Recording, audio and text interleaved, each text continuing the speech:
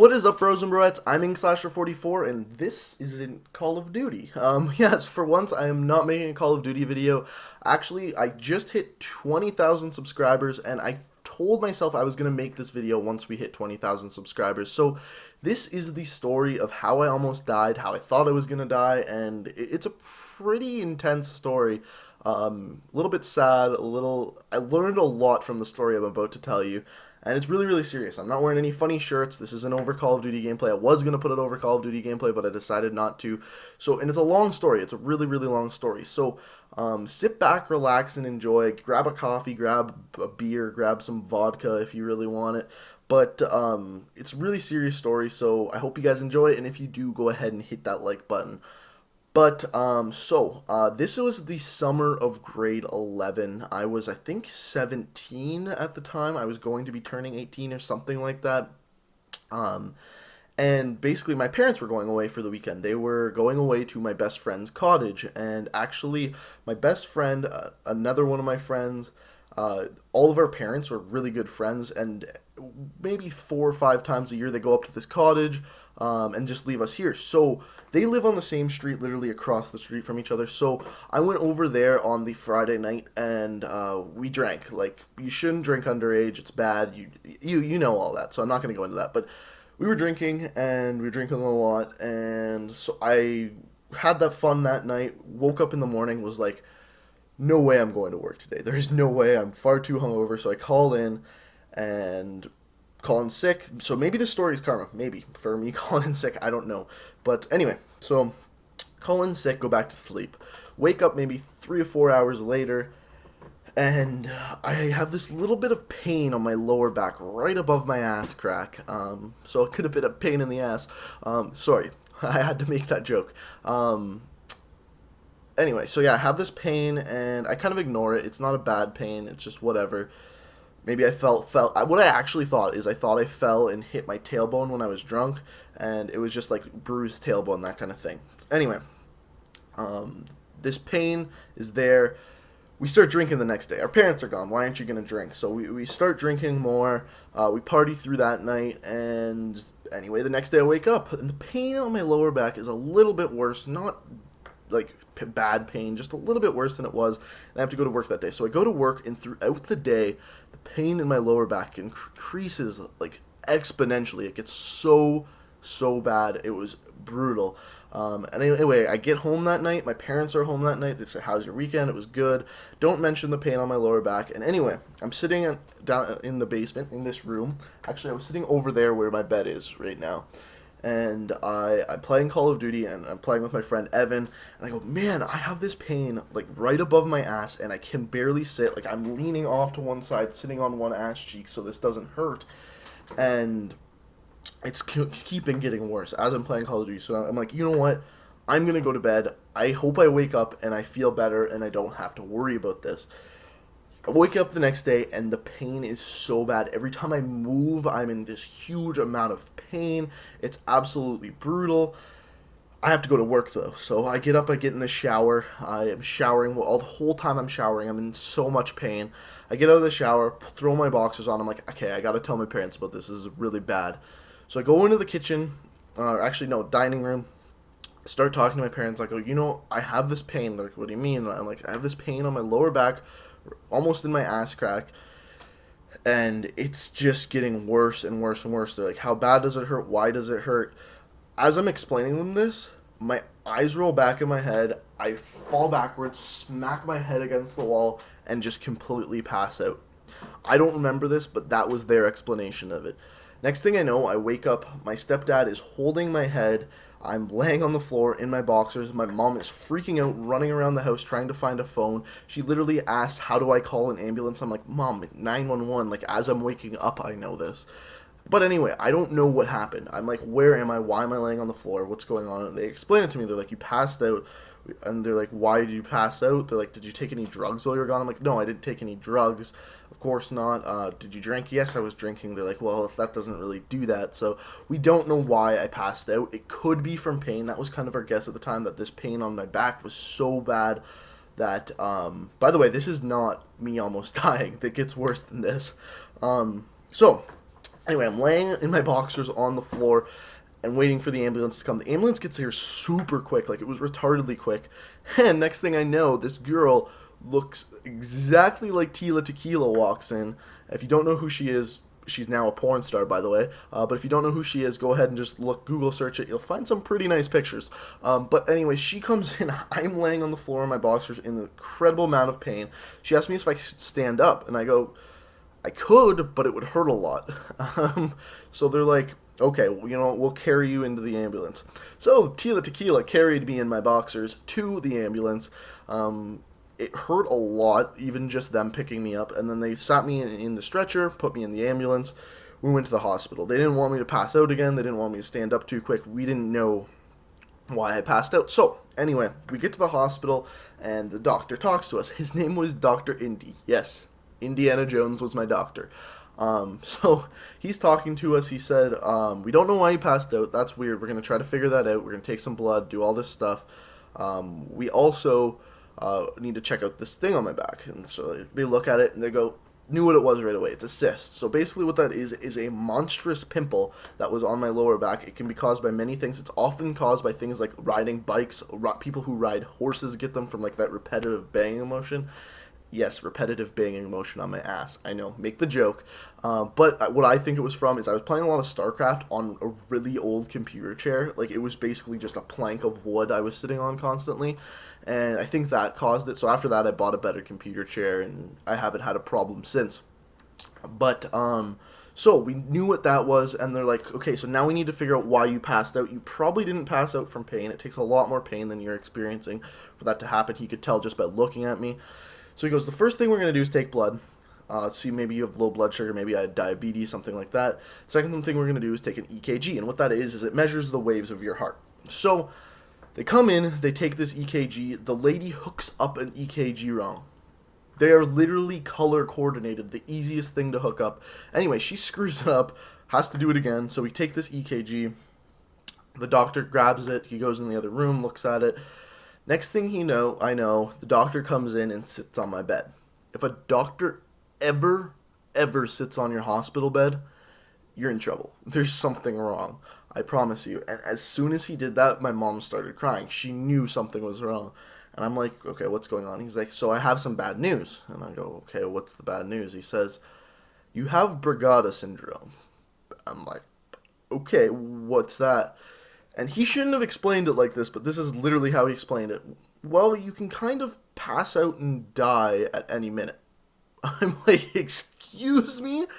And then my mom started bawling. She left the room. She couldn't be there to listen to this. And he's like, I don't know much about Brugada Syndrome. This is what the doctor said. I don't know much about it, but we need to look into this because it's life-threatening. I said, well, what do I do about this? I can't just randomly die. He said, you may need to get a pacemaker. You may need all this stuff. They just need to do tests on you and figure out what's going on. And I'm like, so, like, what can you tell me? He's like, I don't know much about it. It's an anomaly that I even found this. It's super, super rare. I think 1 in 25,000 people have this, and then 10% of those people find out that they have it. So it's super, super rare. There's one doctor in North America that specializes in it, and it was about an hour from my house. So he says, we need to monitor you. You're going to have to stay in the hospital overnight. But we're transferring you to another hospital where they can monitor you better, and you're going to be in an intensive care unit. To give you an idea what an intensive care unit is it's basically where people go to die. It's when people who have had heart attacks, people who are getting life-threatening surgeries, all of those people go. So they send me to this hospital. I get there.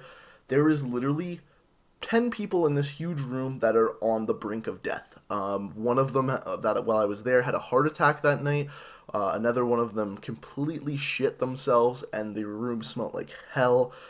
It was a really scary area. Thankfully, the nurses there, one of them was incredibly hot. Let's get that out of the way.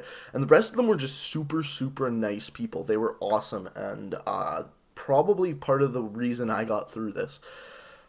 So I have this disease. This is what I know right now. I have this disease that I can randomly pass out and die. They are constantly monitoring my heart. I'm constantly hooked up to a heart monitor.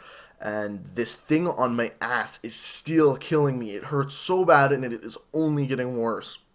Um, they still haven't taken care of this thing. The thing on my ass really isn't bothering me at this point because I'm so freaked out about my heart. Um, to give you an idea how scared I was, my dad was there, and I probably only see my dad about 5 times a year. Both my parents were there, and this was actually on my grandparents' anniversary, and I am super, super close with my grandparents, especially my grandpa. So my mom didn't want to call them while they were having dinner. She wanted to call them after because she didn't want to ruin their anniversary. They finish their dinner. My mom calls them, and they come, and everyone leaves the room except my grandpa. And I am so close to my grandpa. He is like a brother to me. He's like a best friend. I can talk to him about anything. I am really, really close to him. And when everyone was gone and he was talking to me, he started crying. And this is the part of the story that's really hard for me to tell because it's really upsetting. But if you ever see like your dad, or for me, my grandpa, cry like that, it's really emotional just because you don't normally see like a manly figure in your life cry. It's not a bad thing, it's just odd to see, and it just hits you in a place where it's a really weird feeling. But he said, this is literally his words, he's like, you can't do this to me, you can't leave before I do, things like that. And like, that's how scared I was for my life. I literally thought I was going to die that night. I'm sitting in a room where people die very frequently, and it was really, really scary.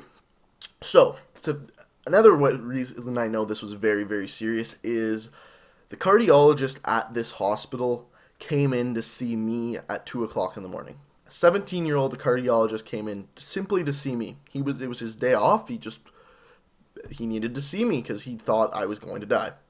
He sees me. He comes in, opens the sheet. It's like 2 in the morning. I'm trying to sleep. I couldn't sleep, obviously. I was so scared. He comes in and he starts explaining to me what Brugada Syndrome is. And I am freaking out. And he goes, well, it's good to see your heart's working. I'm like, what do you mean? He's like, look at the heart monitor. I turn around, look at the heart monitor. My heart rate increased from about a sitting rate of 60 beats per minute, which is because I was trying to sleep, so that's super low, to about 145 beats per minute, which sitting down is incredibly high. He's like, well, I was telling you that to see if your heart worked. And he sits down and he's like, so what happened before this? Were you drinking anything? I explained everything to him. And he says, I don't understand how you could have Brugada syndrome. And I'm like, what do you mean? He's like, well, you're a male and males are more likely to have Brugada syndrome. But what you're explaining doesn't, like, you didn't have a heart attack. You didn't have any of this. Your heart didn't stop. So I don't see why we should be worried about Brugada syndrome. And that was so reassuring. You have no idea, for him to say that. He's like, but we got to get you tests. And these tests won't happen for 2 months. So I literally lived for about 2 months not knowing whether I could die any minute.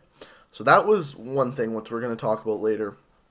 But he's like, this thing on your ass that's causing you a lot of pain, we got to take care of that because that should be your first priority. Clearly you're in a lot of pain. And so the next day I woke up, they said, we're going to cut this thing out of your back, we're going to cut it open and take care of that. They did it. It was a really quick surgery. And then what they have to do for it is they pack bandages into this open wound, and you have to get them replaced every day. They gave me, this is like kind of like a side story. They gave me Tylenol 3s for this, and I didn't take any of them. I'm like, I can tough it out. The first day I go to get my bandages changed, she goes, opens the wound, has to open it, and then goes to grab the bandages that are inside. Goes to pull them out, and they stick to the cut because it was an open wound that was healing. And she pulls it a little bit, and I scream. This is literally the most painful thing that's ever happened to me in my entire life. I scream, I'm like, what the hell are you doing? That hurts so bad. She goes, well, didn't they tell you to take T3s before you came here? And I'm like, no. And she's like, oh, this is going to be bad. And she literally had to yank this thing as quick as she could out of my ass, and it hurt so bad.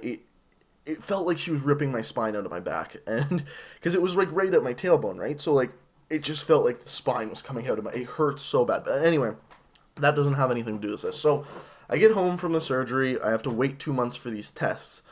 I go for these tests, and I had to sign a waiver that said if I died from these tests, it wasn't the doctor's fault.